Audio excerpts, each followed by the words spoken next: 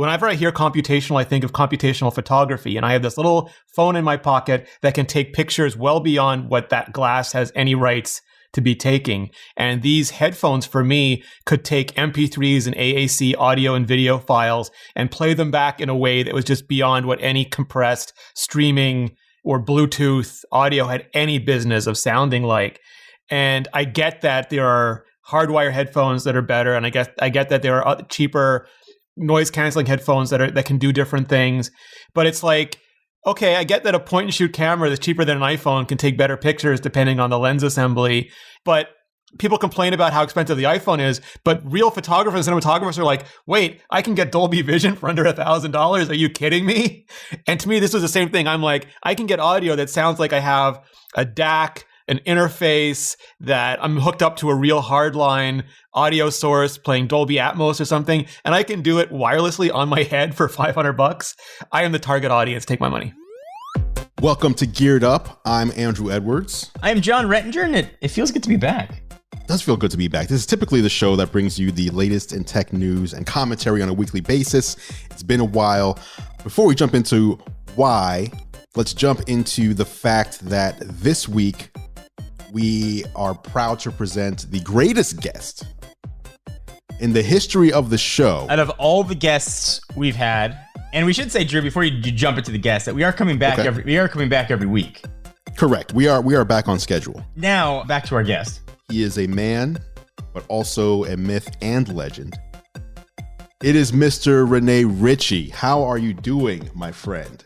When you said great guest, I was looking for Justine. Then you said, man, I was looking for Marquez. And then I was like looking for Judner. I wasn't sure where you were going to go. And then I got lucky. It was just me.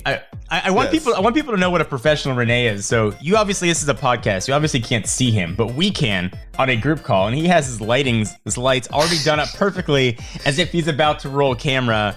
He's in like 4K. And we're on webcams. Explain to us the history of the M1 processor and how it came to be. So I have one shot. That's how I get videos done. I have one shot. Everything is routed into there. And I have everything going into an A10 Mini that then just plugs into my Mac. So I never have to touch or set up or do anything. I mean, that's smart. That's a smart way to do things. I mean, that's a good way to go. Speaking of Marquez MKBHD will be our guest next week on the show in case anyone is interested in hearing from him. But this week it's Rene Ritchie talking about, real quick though, the reason the show's been on a hiatus, it wasn't planned, but it was basically we had a short hiatus because of all the releases that Apple was dropping in Q4. And then it seemed like it was over and we can get back to the show. And then holidays and CES came up out of nowhere, as did AirPods Max. Just to be honest, I was kind of drowning for a minute there in just content and videos and brand stuff.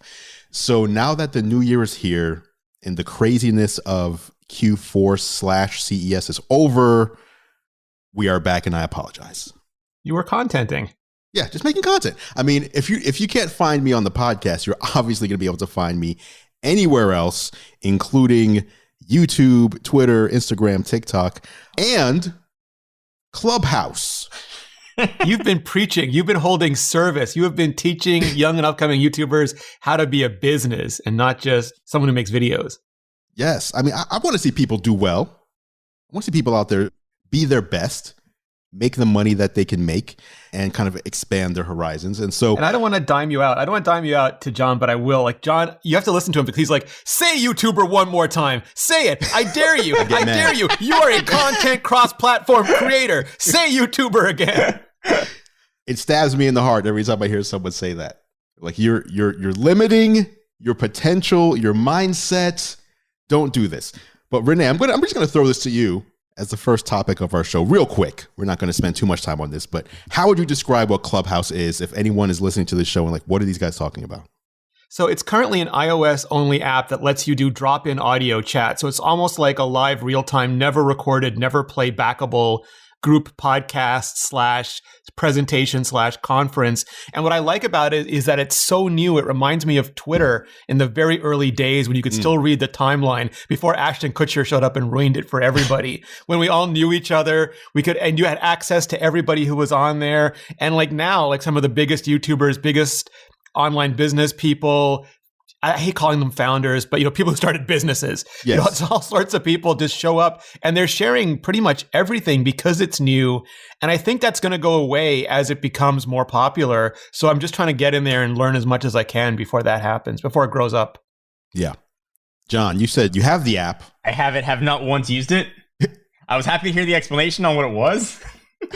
So you have an account though. So you joined. I mean, I do have an account. I will promptly swiped up. I will drop in. I will call myself a YouTuber, and I will listen to Drew yell at me, and we'll see what happens.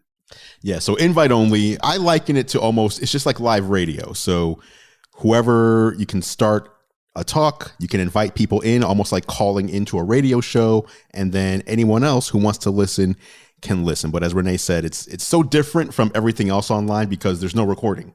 Like we're so used to everything being, once it's created, it's there forever. So it's almost like it's like an Instagram story, but it doesn't even last 24 hours. The second someone says something, if you missed it, it's gone. And the thing that's funny about it right now is like, I watched Logan Paul and Mr. Beast have a conversation about YouTube when their views could not be more diametrically opposite.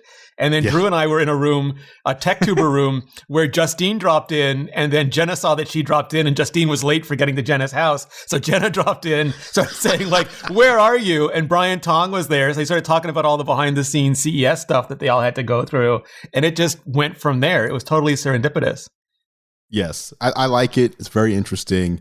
And I think my favorite aspect is the non-tech room, just like the comedy rooms and just like stuff that is entertaining, or like there's been some science rooms I've been in, like Mars rovers and everything from NASA people. You can just learn so much in this app. So that's Clubhouse, invite only. If you want to join it, it's on iOS, Android coming soon. And we can just point out, like, you can go to the website and sign up, and if somebody in the app knows you, they'll get notified and they can let you in. So just go to the website and fill it out. Rene, you just started a new channel. Did. Yes. The true story. You in Georgia. Tell us about this. So you mean the podcast channel or the other new channel? Too many new channels. You in Georgia talking. Yes. I mean, the new one. Yeah, so George and I have been podcasting for a long time. Back when Dieter Bohn left iMore and went to The Verge, I needed people to podcast with. So Georgia very kindly jumped in. We'd been friends before that. So we did the iMore show together for a while. We did a show called Zen and Tech together for a while. We did a couple other shows together. And then she got really busy with her therapy life. Her therapy practice just took off. But I wanted to do another podcast post Mobile Nation's career. And I thought about doing like the guest show, but then I'm always terrible at arranging guests. Like it's like 3 minutes. I'm like the John Gruber of arranging guests, except without his Rolodex. So like 3 minutes before it starts, I don't have anybody. So I figured it'd be good to have a co-host, and we could just make it a weekly thing. And Georgia was gracious enough to do it. So because I live all week in tech and she lives all week in therapy, we try to talk about the psychology behind the technology, and not just what we use, but why we use it and what it does to us. It's such an interesting mix because when you hear it, here's this person's specialty and here's this person's specialty. How are you going to turn that into a show? But you guys, obviously, I mean, Georgia has a background in consumer tech as well, but she's just so smart and personable when it comes to explaining the therapy aspect of what she does. I mean, you guys are fantastic together in what you do. So I just want to let people know, if they want even more Rene Ritchie and to see someone who brings out even a better Rene Ritchie than even we bring out on this show, check out what Rene and Georgia are doing. Yeah, she will drag me back and forth across that show. She has zero mercy. She will just destroy me if it's good radio. And then last for new channels, John and I, but we did not plan this. We did not. But John and I both have new channels in the works. John, tell me what you are working on. So I've only teased my channel. I have not announced what it is or what it's going to do, but I feel like a podcast I co-host probably seems like a good place to do that. Isn't it? I mean, it does seem like a good place. And then I don't want to steal Andrew's thunder, but we came to these decisions independently. But as somebody who has run a business now for over 10 years, sold part of a business, succeeded in some areas, failed in many more areas, and sort of had to find ways to manage being the sole provider for my family, but also being the source of income for people that work with me. The new channel will focus on personal finance and trying to help people build wealth, find wealth, identify wealth, how to identify passive income opportunities, as well as filter in some recommendations for those that want to be in the online world and find ways to sort of capitalize on the opportunities that are there. The channel will be called Money Rush, and hopefully we'll be launching sometime next month. The first video is already filmed and video 2 is already scripted. But hopefully we'll be up relatively soon. A totally new vertical for me and one that I'm pretty excited about. Money Rush. I like Money Rush. That first time I've ever said that name out loud, actually, on any platform. Exclusive. So I also am launching a channel focused on personal finance and wealth building. We should have talked. I mean, really, we should have talked and done it together. You guys. Well, it's so outside of the content that we do now that why would you think that someone else, let alone the co-host of the same tech podcast that you do, would have a similar idea? Mine is going to be more focused on, like, my goal is your income shouldn't be your income. Your income should be what you use to generate your actual income. How to make your money grow, basically. How to use your money to make your money grow into even more money is going to be what I'm focusing on. So that also should be coming in the next 3 to 4 weeks. I should be getting started. So new content from all of us. Yes. Here. It's pretty exciting. Now, I could not bear to listen to you sequentially because I could not choose favorites. So I'm going to get 2 iPhones, connect them to 2 sets of AirPods, and have one of you left ear, one of you right ear, and just same time at all. You see, Rene is so nice. Look at that. That's what I love about this man. Let's get into some news. First, let's start with some of the easy ones. Apple today just announced Lob it up. Fitness Plus, time to walk. Now, I love how Apple describes this stuff. Wait, do you mean today Apple launched ads on my watch? No, it's no. I mean, that's an interesting way to look at it. I don't think it's an ad. But let me read to you what they say it is, and then let's actually tell you what it is. So Apple says Time to Walk offers an inspiring new audio walking experience on Apple Watch for Fitness Plus subscribers. Each original Time to Walk episode invites users to immerse themselves in a walk alongside influential and interesting people as they share thoughtful and meaningful stories, photos, and music. Time to Walk can be enjoyed anytime and anywhere with Apple Watch and AirPods or other Bluetooth headphones.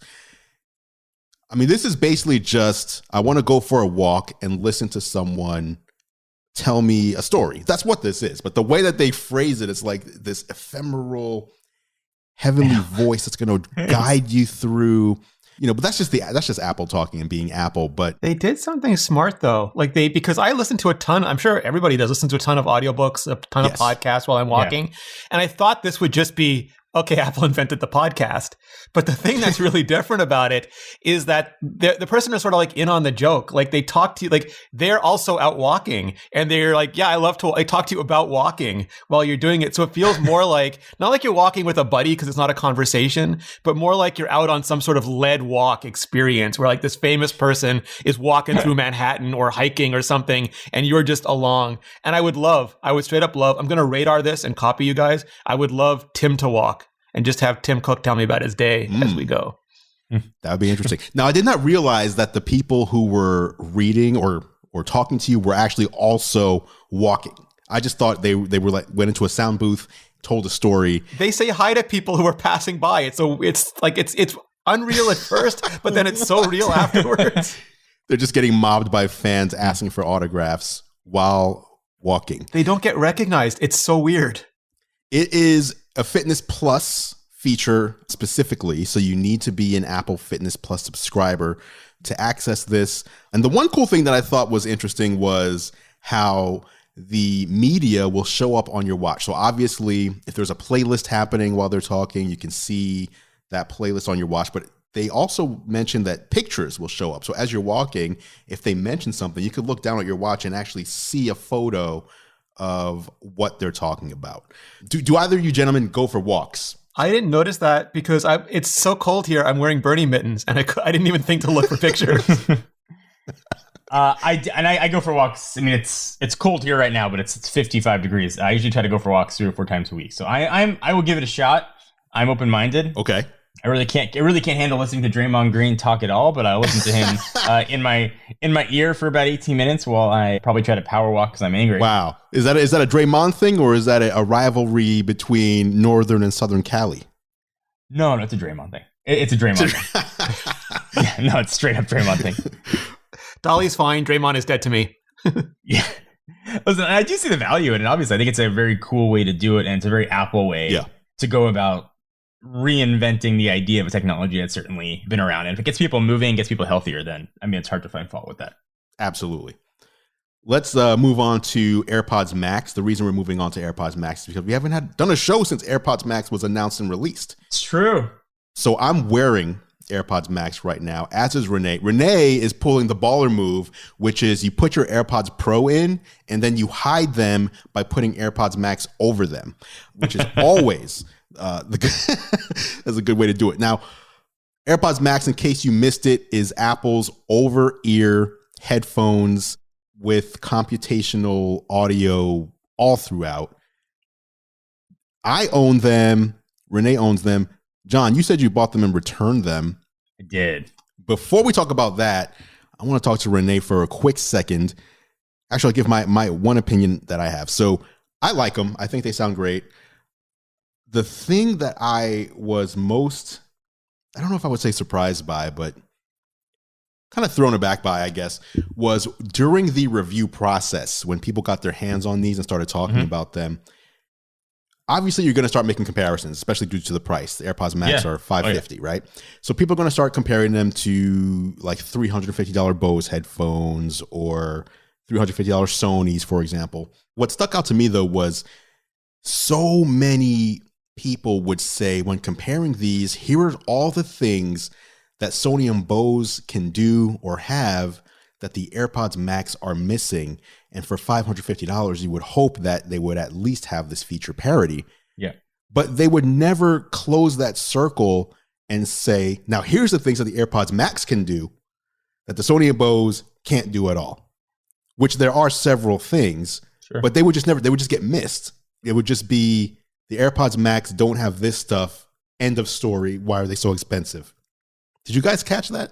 No, I was going to say, I loved when you did that video because I got to see all these different reviewers and how they tackled them. Because for me, whenever I hear computational, I think of computational photography. And I have this little phone in my pocket that can take pictures well beyond what that glass has any rights to be taking. And these headphones for me could take MP3s and AAC audio and video files and play them back in a way that was just beyond what any compressed streaming or Bluetooth audio had any business of sounding like.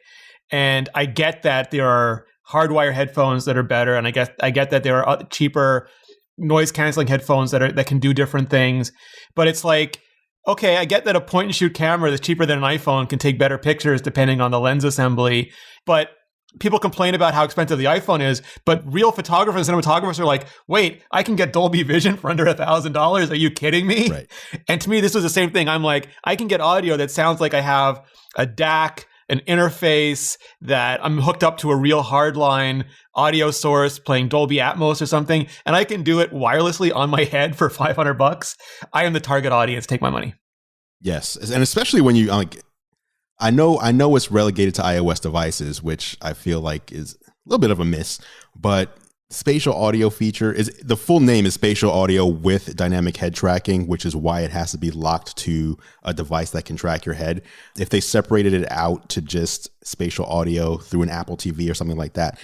But either way, like watching something in Dolby Atmos with the AirPods Max on it's an experience. It's just an experience. It's one of those things. It's almost like trying to explain the experience of virtual reality to someone who's never tried it themselves. Like, all the words in the world will never really get that point across until they put a headset on themselves and give it a try. Now, that said, John, tell me about your experience with these AirPods Max. So, I mean, we bought a couple pairs. The Apple Circle has their own pair. We bought them. We kept them. I love technology. Obviously, I do this for a living. I am not an audio guy. I'm just not. I know when audio sounds good and when sound doesn't, but I'm just not that much of an audio guy. The reason I decided to not keep the AirPods, I keep saying AirPods Pro Max. I got to really fight the urge. Yeah, because I'm sure those are coming soon at some point. And it came down to a flaw It had nothing to do with the audio, and that was charging via Lightning. Ah. I want to eliminate anything in my life that charges via Lightning that I can't charge wirelessly. My AirPods, I can charge wirelessly. My phone, I charge wirelessly. It's more of a personal thing. I like to have one cable that I can charge things with. And that was a big reason. And I get the reasons you guys said. And if I was an audiophile, if audio mattered that much to me, I think I would appreciate them a lot more than I have. But for somebody who just wants decent noise canceling so I can't hear my kids, then the Sony and the Bose that I already have were fine. I just had a hard time justifying keeping them. And then to have to charge them via Lightning just was infuriating to me. That makes sense. Everything you just said makes perfect sense if you're not an audiophile. Does that apply across the board, like in a movie theater or home theater, et cetera? You know, it seems like I know when audio sounds good to me. I know when it sounds bad, but I don't care about the bit rate. If I listen to music, I just want to hear the music. I'll just hit play on whatever I got on my phone, and that's usually okay. And I know that's a big gap in my tech expertise, and like one I'm very keenly aware of as a gap. It's just you can't fake passion for sure for audio. I mean, I'm hearing you and Rene talk about it. I'm like, I wish I had that for audio, and so I've never really tried to go too much into that world because I just don't have it. I think you lay out a point there that's the challenge for the AirPods. I'm going to say Pro Max now. That's a challenge for the AirPods Max, and it's the same challenge as the original OG HomePod. Is that you have to care about audio enough to be willing to pay a premium price, but not so much that you demand complete manual control over it the way most audiophiles would, because there's no EQ on this. It does computational EQ. It doesn't want your human meat fingers messing with those like EQ buttons. There's no off switch. It doesn't want you turning these things off and on and managing the back. And that is like anathema to high-end audiophiles, the same way like the HomePod was. And I wonder if there's enough people like me who enjoy high-quality audio but have not the time nor talent to make it for myself. It just seems really narrow to me. And I think that's a fair point. And there's an old joke that's made that Apple has a team of audio engineers that they keep in the basement and they let them design a new product every 10 years. And it seems like, the past couple of years, they've let them design a few products. And it's an interesting approach. It's a very Apple approach, right, to high quality audio. We know what you want. Just shut up and listen, and you'll like it. I was actually wondering, I don't know if this is the case or not, but you know how they have, I think they're called iTunes Masters, if I'm not mistaken, where they have basically the mastered version of the track. And I never asked Apple about this, but I wonder if that is the EQ that they're going for, is the computational audio is processing the tracks in a way that would make it match or as closely match as possible to what the mastered audio is supposed to sound like. So my understanding is that they have like that giant sound lab. They tune it to scientific perfection. Like they have -2 decibel rooms, and they have rooms that they can adjust the acoustic pattern to match any of the 2,000 samples they took from Apple employees. All this crazy stuff. So they get it to scientific perfection, and then they bring artists in to make it human, because the scientific version is unlistenable. Oh. So like they warm it up, they brighten it up, and they make it something that humans would enjoy rather than just a mathematical pattern. And then so it is opinionated, which is why I think some people don't jam with it the same way, but that's what they want to do. So it's almost like the same thing as the mastering process. And those people are high bit nerds, like everything about compression and how it affects everything. Those people are all over it, but I think they're doing the same thing, just on the out, like on getting it to your ears instead of getting it out of their servers. Interesting. So that's AirPods Max, $549. I like them a lot, but I completely understand, like the way John explained it is like, this is not a mass market product. It's probably going to be the most mass market $550 headphone out there, but it is not a product that you're probably going to see. This is my guess, that you're probably not going to see once travel is back and everything like that. You're probably not going to see a lot of these out there just due to the price. But I've said that about several things that Apple has made, including the iPhone 10 when that was the first $1,000 phone, and all of a sudden that was just everywhere. So I am curious to see what this looks like. So before we move on, and for you two who are obviously fans of the AirPods Max, how do you feel about the case? It's very polarizing. So here's my, I don't really care. Like, so I have the case here.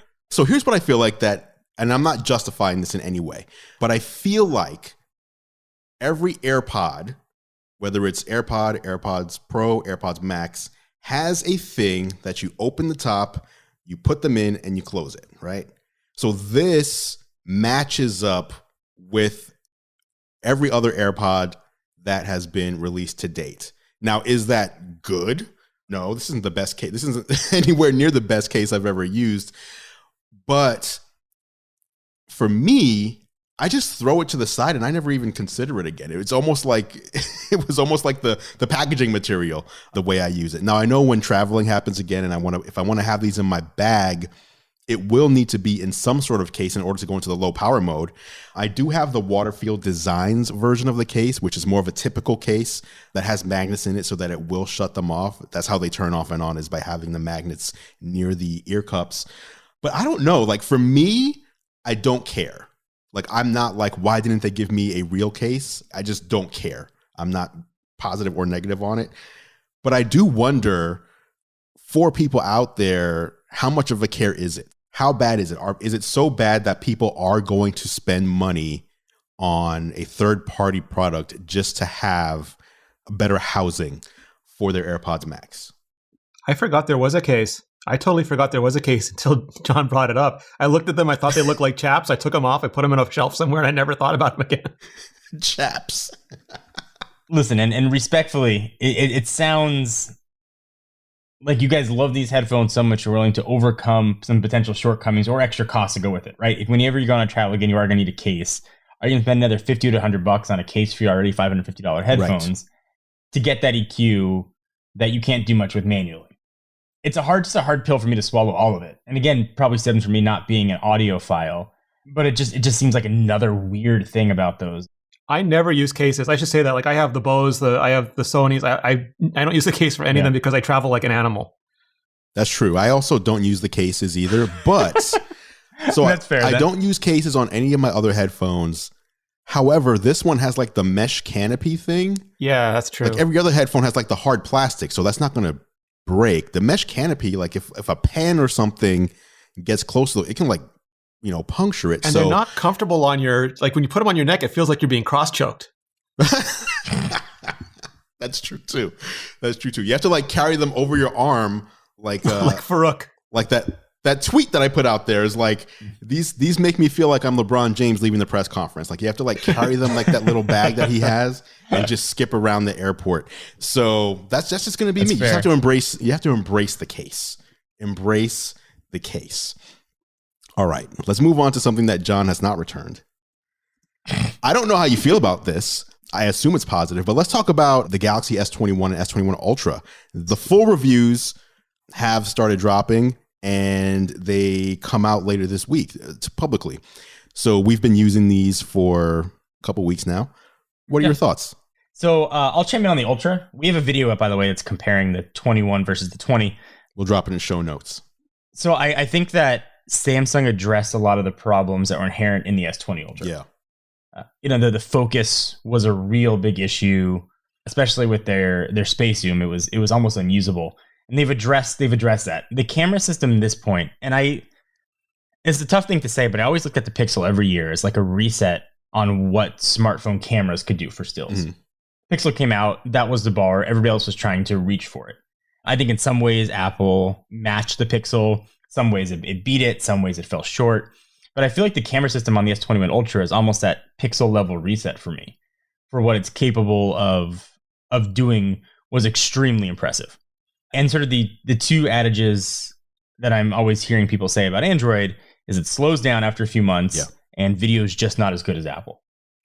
And I think those are 2 points that are no longer valid and moot. And I think what Samsung has done, and this I've asked and nobody will tell me. My inclination is that with the S20, Samsung want to do the processing on the stills and the video. Uh-huh. And with the 21, they let Qualcomm's chipset do the processing.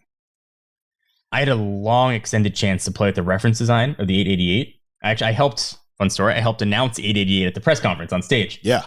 So I got to hold that device for a long time. These pictures that came out of it looked really similar to what I saw on the reference device.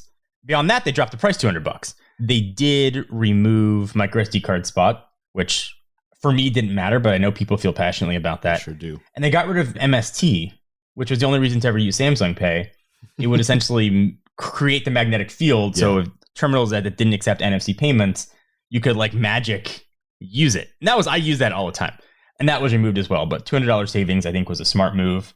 That was a long answer, Andrew. But my answer is I really like the S21 Ultra, and I think it's going to be a big win for Samsung. I don't think that was a long answer. I mean, that was a good answer.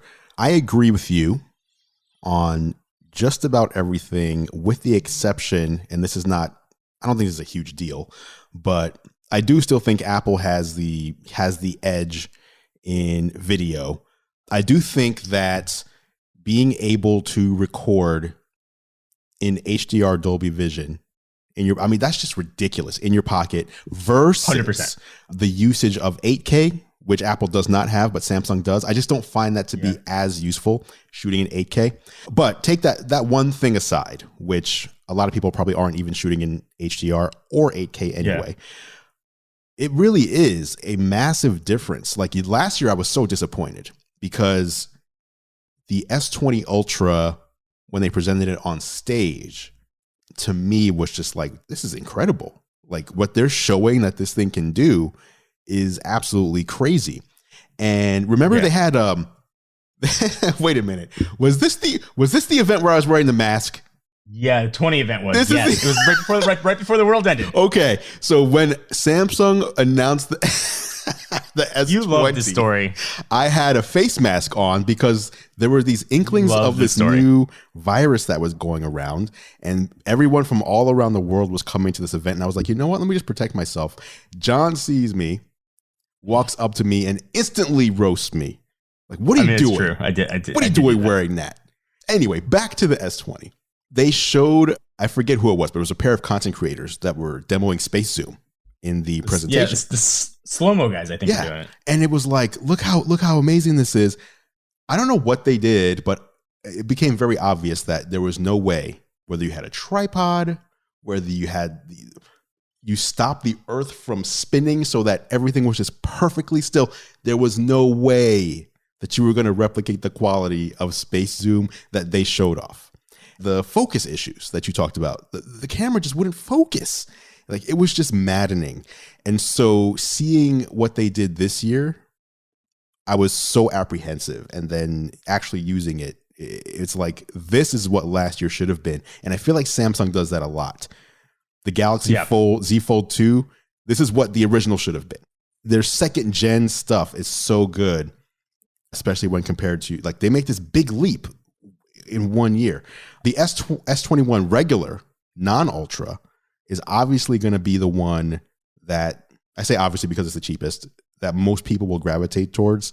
And that one has the most corners cut when compared to previous years. It does. So, I don't think, as good as the S21 Ultra is, I don't know that that's going to be a big seller when compared to something like just the standard Galaxy S21. And when you look at that phone, there's so much taken away this year that was in last year's phone that I think a lot of people are kind of disappointed, despite the fact of how good it is. I think a lot of what you said is fair. Just first to the S21 8K thing. I think it is still true. I think Apple is still shooting better video, or the option to shoot better video. But I think the difference and the delta there is significantly smaller. So a lot of eyes people will probably never notice a difference. Yeah. And you get to choose, right? Do you want the Dolby Vision? The 8K, I think, is only nice if you want to pull stills out of it. Otherwise, it's grossly unnecessary, especially without having the SD card slot in there. But, pulling stuff out of the S21 is interesting. So gone is a 1440p display. Yep. And now you've got a 1080p display. And like, it's such a give and take thing, right? Like, I've given Apple so much crap over the years for lower resolution displays, but Samsung still does their displays so well. I feel about displays the way you guys feel about audio. Like, I spend a lot of time pixel peeping and caring about displays, and there's no way around it. It is still a lower resolution display, but it still is amongst the best of 1080p displays. Mm-hmm. So I get why Samsung did it to some extent. And I believe, didn't the cost also go down on the S21? Yes, the S20? It did, for sure. So I think that's an important point to make as well. And I think Samsung clearly felt that they didn't hit the mark with the S20 line because of price.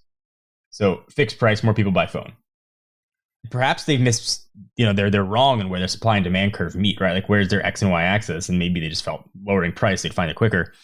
I think the S21 is still a big success. And I think what it does in the camera department is really good. Yeah. I think if people are buying smartphones for cameras, they won't be disappointed. If they're buying them solely for displays and they're expecting the best of the best from a Samsung flagship, then they'll be disappointed. Right. And the removal of the magnetic payment and the... Yeah, but that's weird. In some areas, in like Europe, have the MST still. That's true. Just the US versions that like got it removed. Yes. Which is like especially odd. You know what else got removed, John? Tell me. 2 months ago, Samsung put out a tweet it was just this. It was a picture of a charger, a charging brick that said, still included with your Galaxy. This was 2 months ago. Do you know what happened 2 months ago? Apple released a phone.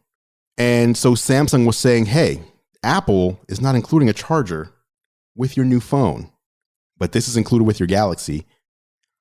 Not 8 weeks later, the tweet is deleted and Samsung no longer ships the charger in the box. Samsung did not have an extended portion that talked about saving the world or anything. They just removed it. It's just gone. Now, they did lower the price of their charging brick. I'm sure they're not making excuses because that tweet did not age well. They did lower the price of the charging brick. I'm sorry to interrupt, but I remembered that I was infuriated as I was filming my reviews of these phones. There's one aspect of Samsung phones I find inexcusable, and they do it every year no matter how much they charge for phones. I do not, in any world, want to see Samsung ads on my $1,300 phone when I look at my notification shade. Oh my God, terrible. They put their own ads all over the phone, and it's infuriating. If I'm buying an Amazon Fire phone where I know it's ad supported, no problem. If I'm spending $1,000 plus, I don't want to see it. I'm with you. I want to see it. I'm with you on that. 100%. 100%. In fact, this happens with Samsung smart TVs too. You set up smart TV. I mean, I love my Samsung TV, but when I pull up the menu, why is there an ad? Like, what are you doing? Why are you advertising? Why are you advertising TVs to me when I just bought one? On my TV. Are you crazy? Rene, get in here because you haven't said anything about this. Well, I was enjoying the discussion. Yeah, no, I mean, Rene's been quiet. To go in reverse order, they did that with Blu-ray players too back in the day. I just took them back. Like if I turned on my Blu-ray player and it played me an ad, I took that thing back. And that's how I feel now. It's like you can give me something for free with ads, and I'll see if it's valuable, I'll do it. But if I pay for it, that's a hard ask to make. I'm sort of mixed on what Samsung's doing. I see they were like Apple for nerds. Like, I know you like that iPhone thing, but you want your SD card slot, you want your removable battery, you want all these things. Yep. And then little by little, they're taking those things away. But at the same time, they used to be much closer to Apple design. And I'm like, if I want an iPhone, I'll get one. If I don't want an iPhone, give me something different. And now it feels like they have that brand identity. Like they're doing stuff that's really different, really interesting. And I don't buy that whole like phones are boring now. I think like a lot of reviewers get bored of phones because if you got a new phone every 2 weeks, you get bored of them too, just by sheer volume. But these phones are super interesting. I like what they're doing. I'm not personally affected like John or you with the removal of an SD card slot because they have a lot of main memory now. And I like that they're increasing the value and increasing the technology. The only thing where maybe, I don't know if I even disagree with John, is that to me, I look at displays like a set of very different parts that you can play around with. So resolution is one thing, color gamut is another thing, the anti-aliasing, the contrast ratio, and the refresh rate, and all of those are trade-offs in terms of power and just what they can fab at this point. So if they go down and it looks worse, I hate it. But if they go down and they give me something else that makes up for it, like I think some of the higher refresh rate panels look as good as the higher resolution, lower refresh rate panels. Mm-hmm. So to me, it's not an absolute in any one of those things. It's how they manage to do the total package. And I think Samsung and Apple have been really, really good at making smart trade-offs with their panels over the last few years, where some companies really have not. For sure. I'm very curious what this looks like. Entry-level iPhone 12, which by all rumor seems to be the iPhone 12 lineup is killing it in a way that iPhones of a few previous iPhones haven't, especially the 12 Pro, the one that was that the one that John, you said like, this is the one you should never, no, was it the mini or the Pro? I forget. No, I said the only two phones that are worth buying is what I said. It was the 12 and the Pro Max. Okay. The 12 Pro, apparently they're having trouble keeping in stock. Like that one's just flying. So when you look at just 12, let's say iPhone 12 versus S21, there's almost $100 price difference. There is, which is surprising with Samsung being more expensive. Yeah, because the important thing to make there. Right. So that is super interesting because it's in years past, it seemed that, except for last year when Samsung started at $1,000, Apple was always the same price or more. And they flipped. Now Samsung is more. They're more 2 years in a row. Yeah. Should we move on to iPhone 12s or 13, whatever it's going to be? Lucky number 13. Good time. Are they going to do with iPhone 13, Rene? In your estimate, will it be called an iPhone 13 ever? I don't know because, in the Chinese market, 4 is a bad word because it sounds like the word for death. And maybe Chinese market wasn't big back then, but they didn't seem to care too much about that.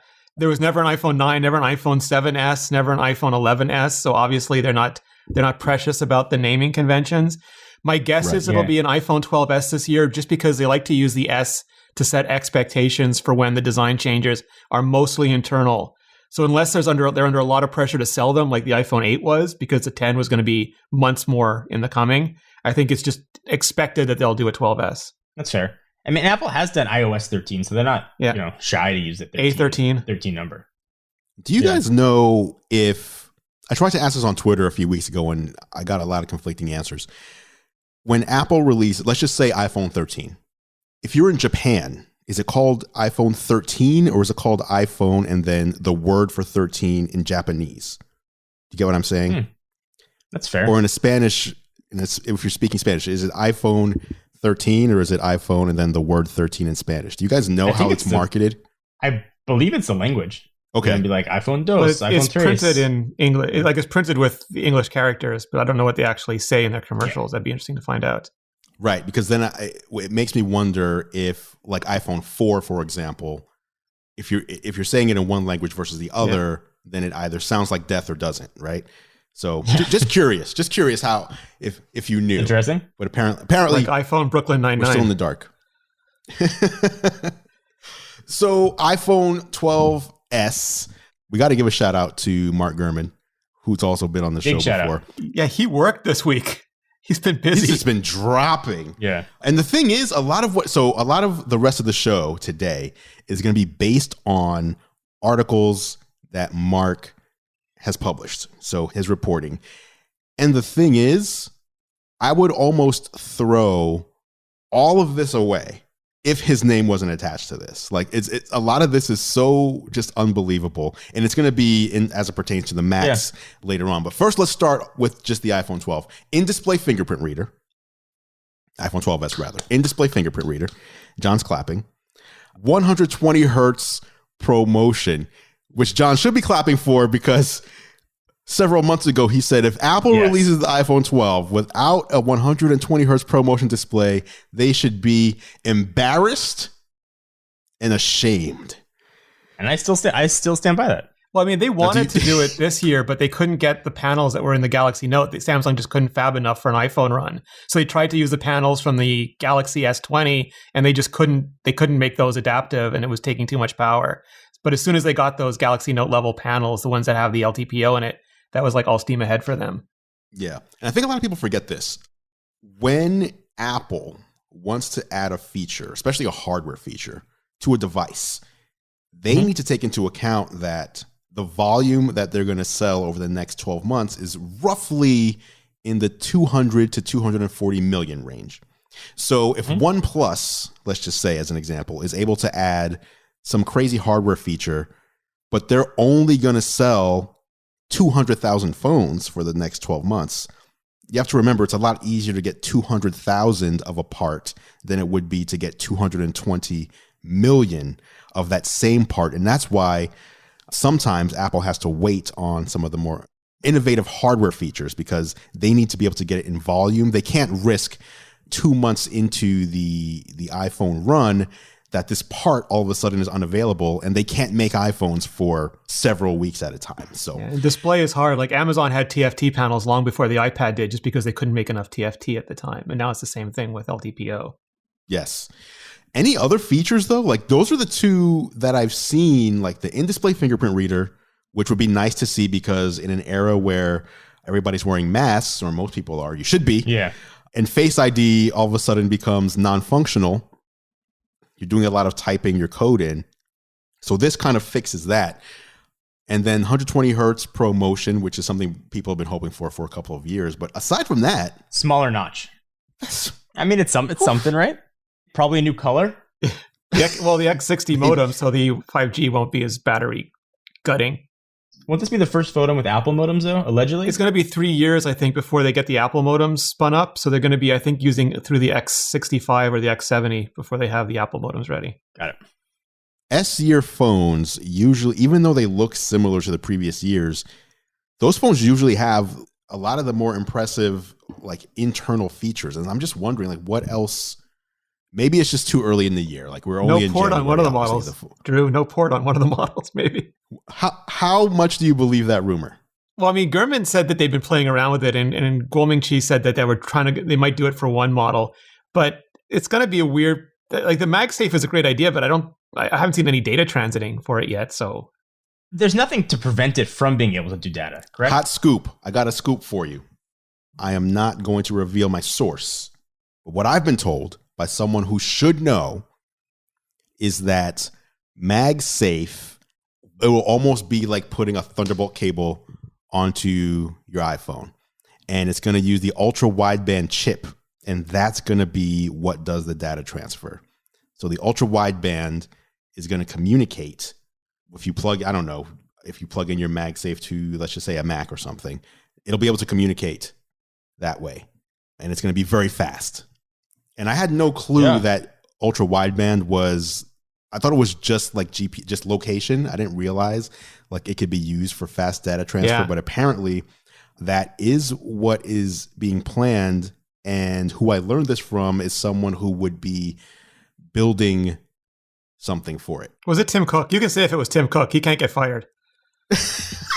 Just blink twice, Andrew, if it was Tim Cook. I wish.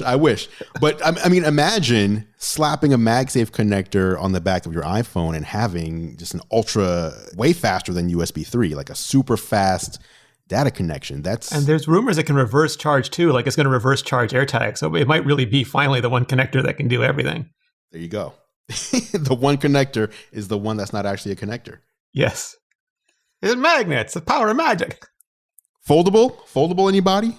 Not yet. It's not time. Gurman says they're working on it, obviously. Clearly they're working on it, but they've been working on it since the iPhone 4. Years would be my guess. Like they had big phones and foldable phones for the iPhone 4, but they thought they were trash. They never released them. And they thought that the big phones were trash until the iPhone 6, and the OLED phones were trash until the iPhone 10. And it just depends on when they think the folding phones are no longer trash. They just don't want to release trash. It's cool. I mean, I would assume they have to get their displays. It's an assumption, but from Samsung, they'd have to be the one to make them. And I wonder if Samsung can even keep up. They get the fab from Samsung, but the latest thing is that they're trying to do ceramic shield on those because like Samsung has their own. They don't use Corning; they use another company for the glass stick. And then Apple's trying to use ceramic shield for it. But Apple takes the OLED and then they do a whole bunch of their own stuff with it. So it's just a question of whether they feel like they can do something that's going to work for them. Makes sense. All right, let's talk about what I thought were the hotter rumors from Mark Gurman and Bloomberg. First, let's start with the 2021 MacBook Air and MacBook Pro. So Apple's laptops. Obviously, we're in the middle of a transition to Apple's own M series chips. Yes, these are the we're sorry laptops. Right. Well, so let's start with the Air, because this one is the easier one. The Air. Yeah. The Air should be getting a larger display. I don't know if it's a larger display or just a shrunken border and the same size display. Probably a shrunken border, same size display. Yeah. 2 USB 4 ports and MagSafe charging, which means MagSafe charging is coming back. In what capacity, though? Like, they didn't specifically say, like, is it going to look the same, or can you still charge with? It's going to look like MagSafe too, but I don't know what the technology is going to be. And you can still charge through the USB ports, which means hypothetically they can put MagSafe on one side and then have the ports on the other, and then allow you to choose what side you want to charge from. But John's going to have a non-USB-C cable again. See, like this is where this whole thing breaks down. He doesn't like that. No, you still charge through the USB port. You're good. I'm on an Air right now, charging with the USB-C cable. See, good. They're doing this for you, John. So that's the rumor for the 2021 Air. the bigger rumor. Oh, and it's going to be expensive. It's going to be like the 12-inch MacBook. It's going to be more expensive, and it'll have an M2 chip in it. Oh, right, because they will keep the current one in the lineup. So the current M1 Air is not being replaced. That will stay in the line, and then this more premium version will come in at a more expensive price. MacBook Brokey and MacBook Bougie. It depends on which one you want. There you go. Now, let's talk about this Pro for a second. This is the one where I was like, if Mark Gurman wasn't the one writing this, I would feel like someone's just trying to troll the internet. MacBook Pro, a 14-inch, which is going to be a new size, and 16-inch, which is the current size. SD card slot returns. The touch bar is removed and is replaced by the typical keyboard. MagSafe charging. Even right there, I feel like this is the He's trolling this you? is the MacBook Pro 2015. Yes. But with an M series chip in it. That's the only thing. It's the same as the 2015 model, but we put our own processor in there. How believable is this? In a world where the Mac Pro is a cheese grater again? Right. Is this the perfect MacBook Pro? Is this what we've been waiting for? Oh, there's going to be something about it that'll drive us crazy. And that's what Apple does, right? They make it like 95% perfect, but they always insert deliberately that 5% that makes every nerd lose their marbles. Butterfly keyboard 4.0. It'll be something. It'll be like the MagSafe doesn't connect properly, or it'll just be something. 480p camera. Like, I don't. This is crazy though. Like, this is everything that Apple like left behind, right? When they redesigned the MacBook Pro. So like my guess is that they saw the success that the iPhone and the iPad were having and that the MacBook Air was having, that, you know, they always had a very small part of the Mac market, of the PC market, and they saw the money, the success that was available in more consumer-oriented computing. And there was this whole new generation of what I'm calling self-identifying pros, like founders and travelers and people who just wanted a pro brand. So they thought that if they pushed the Pro into more of a prosumer machine that was lighter and thinner and more sleek, more MacBook Air-like, they would sell a lot more. And they did, because those machines sold like gangbusters compared to previous Pros. But I think the mistake they made is they even had like a low-end 2-port version that was like a MacBook Air, but they didn't make the high-end version. If they had just made the high-end version as well, just like a Mac Pro, to keep all those pros happy, I think they would have saved themselves 5 years of grief. But now they've got this pro workflows team, reports right into their hardware division, and they're hitting it going, nope, this ain't cool. You got to fix this. So we have sort of like representation there, and they're going back to their traditional hardcore Pro Mac roots. I also wonder if any of this has to do with Johnny Ive's departure, where, you know, I think a lot of us have assumed, we don't know, but that a lot of the decisions made when Johnny Ive was at the helm a lot of them seem to be made in the interest of form over function at times. And now that he's departed, if we are seeing the return of function because cooler heads are prevailing when it comes at least to that portion. Now, that being said, the one rumor that flies in the face of that is that the top and bottom halves of the MacBook Pro are going to be flat. So if you close your MacBook Pro, it is going to be as flat as, it's going to be like a big iPhone, basically. So there's no curvature, but the curvature is necessary to easily pick it up off of something like a desk.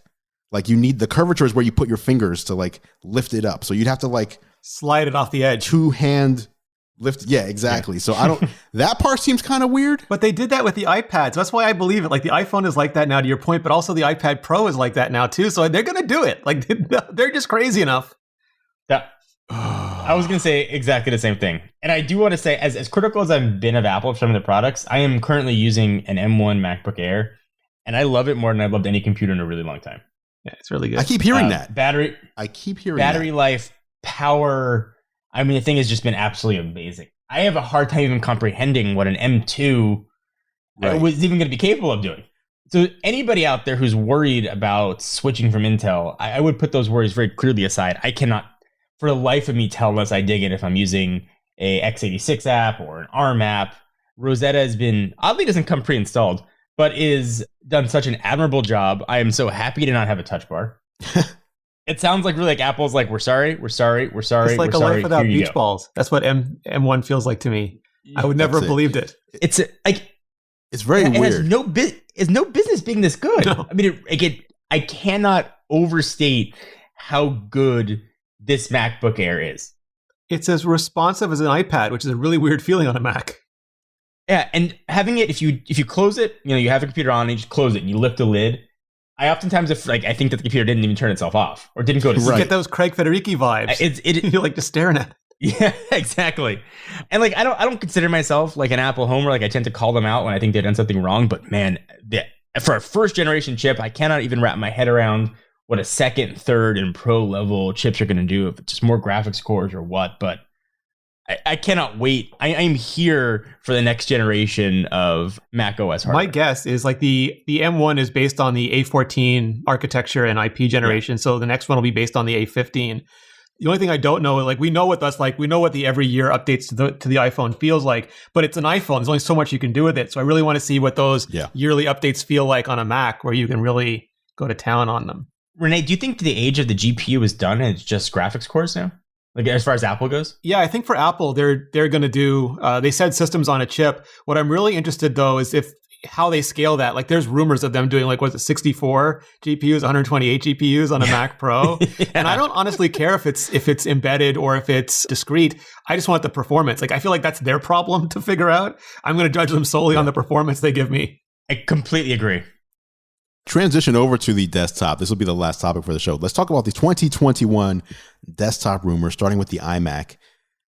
Flat redesign. So the first redesign in years. The flattening. Like almost 10. People don't realize the back of the current iMac, the reason it's so bulbous is so it can fit the hard drive, the hard disk drive. I assume that's just going to go away permanently. We're going to have SSD. Thinner bezel, similar to the Pro Display XDR. M-series processor, of course, and new sizes. So again, this will be a big deal for the iMac. It'll be the first time it's been redesigned in such a long time. And then Mac Pro, like Rene just said, next gen. So the rumor is there's going to be a next gen Intel model. Yes. Mm-hmm. And a smaller M-series model that's about half the size, which is akin to a G4 Cube. Yes. I think the Intel one is just like they made a last version of the MacBook Pro before they went M1. They made a last version of the Intel iMac before they went M1. Mm-hmm. I think they're just going to make a last version of the Mac Pro on Intel for people who use software that isn't going to transition anytime quickly, and they want to buy the last version of Intel, so they have 3-4 years of leadway before they have to buy an M version of it. So my guess is that's just an iteration and not a real new version of it. Yeah. Is your guess also that would mean that it would not be announced simultaneously? Yeah, I think they said 2 years. I know Steve Jobs got his transition done in one, but I don't know how long it's going to take them. And that's going to be the last one. It's always the last one that they transition. Okay. What are you expecting from the Mac Pro? You kind of started alluding to it, but did you say 128 cores potentially on I mean, that's how they're scaling them. But I also, what I wonder about more is all this modular architecture that they announced in 2019, because that's really late to announce it if they're not going to use it.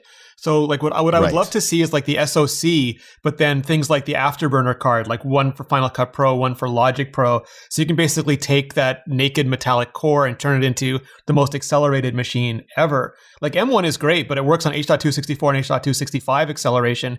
ProRes, I believe, is still CPU bound, but Afterburner fixes that. And then you start adding in these other modules. And that's what I'd really like to see, is them deliver on the promise of a modular Pro machine.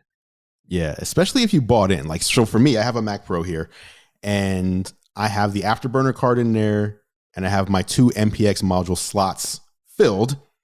So when I saw the M-series Mac Pro will be half the size, my first thought was, wait, but what about my modules, though? What about these expensive modules that I bought into?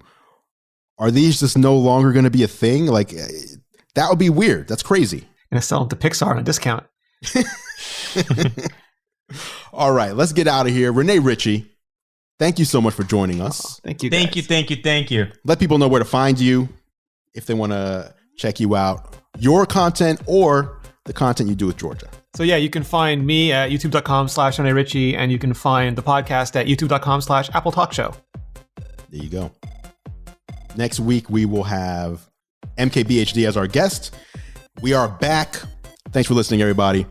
And that is it for this edition of Geared Up. Thank you so much for listening. Of course, you can catch John and I on YouTube. I'm at youtube.com/gearlive, and John is at youtube.com/John4Lakers. Feel free to head over and subscribe to our channels to stay up to date on all the latest tech. Speaking of subscribing, you can subscribe to Geared Up in your favorite podcast app if you haven't done so already. Just search Geared Up, that's 2 words, not one, in Apple Podcasts, Spotify, Pocket Casts, Overcast, or really wherever you choose to listen. If you like what we do, please consider leaving us a rating and review. It really helps other people find the show. Geared Up is a Gear Live podcast, and you can see more from us at gearlive.com. Thank you so much for listening. For John Rettinger, I'm Andrew Edwards, and we'll catch you in the next episode.